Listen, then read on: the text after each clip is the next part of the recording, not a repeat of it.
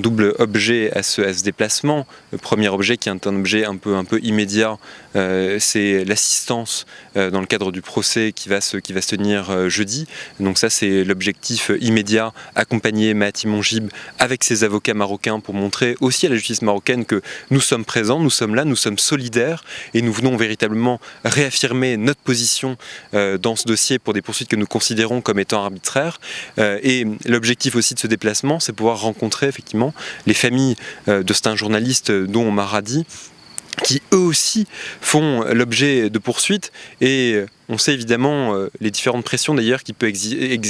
être exercées un peu partout à travers le monde sur la presse lorsqu'elle tente d'être indépendante aussi face à des régimes qui ont tendance à tomber dans un autoritarisme de plus en plus fort. Et de ce point de vue, je pense que non seulement la crise contre le terrorisme ou la crise sanitaire ont accéléré ce mouvement d'autorité d'un certain nombre d'États. Et de ce point de vue, le Maroc ne fait pas exception. C'est-à-dire qu'il est basculé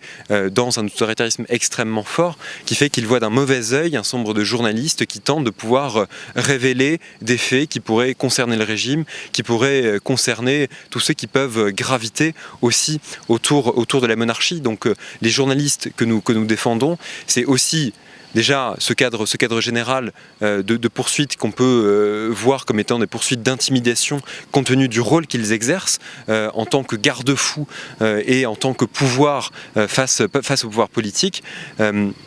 Et c'est un contexte d'ailleurs plus général de la presse menacée à travers le monde et j'allais dire de droits des journalistes qui tendent à se réduire de façon exponentielle et le Maroc en est malheureusement une illustration. Donc ça va être l'objectif de ces prochains jours et pour vous répondre, c'est véritablement pouvoir aussi rencontrer les personnes pour pouvoir échanger avec elles parce que c'est déjà ce que nous avons fait, mais évidemment que c'est tout à fait différent d'être à distance et de le faire par téléphone plutôt que de pouvoir rencontrer les personnes, rencontrer leurs familles pour que les choses deviennent aussi extrêmement concrètes aussi pour nous, qu'on se rende compte de leurs conditions de vie, qu'on se rende compte de leurs conditions de travail et je pense notamment à Mahaty Mongibe qui rencontre aujourd'hui d'énormes difficultés pour pouvoir travailler compte tenu de la pression judiciaire qui est exercée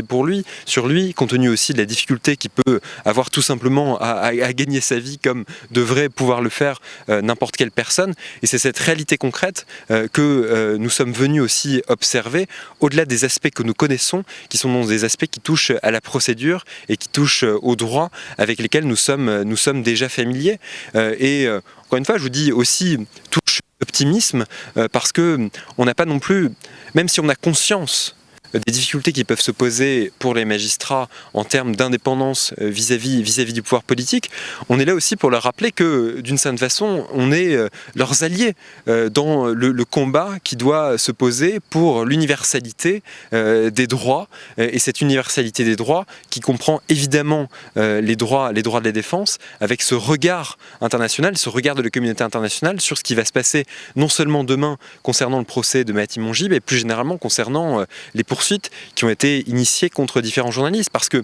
vous retrouvez dans une forme d'autisme du régime marocain aujourd'hui parce que vous avez des alertes à répétition non seulement d'un certain nombre d'observateurs dont nous faisons partie mais aussi d'organisations de défense des droits de l'homme qui pointent les dérives et qui pointent aujourd'hui les intimidations qui peuvent être exercées par le régime et pour l'instant on a l'impression qu'il n'y a pas de machine arrière et on ne comprend pas les raisons pour lesquelles ce gouvernement n'accepte pas de faire machine arrière en dépit de la pression qui est exercée et nous le disons aujourd'hui avec force, plus ces poursuites devront perdurer et moins elles seront abandonnées, et bien plus nous poursuivrons le combat que nous menons aujourd'hui et plus nous porterons aussi ces dossiers devant les juridictions internationales pour que la reconnaissance des manquements et la reconnaissance de la violation des droits de Mahaty Mongibe et des journalistes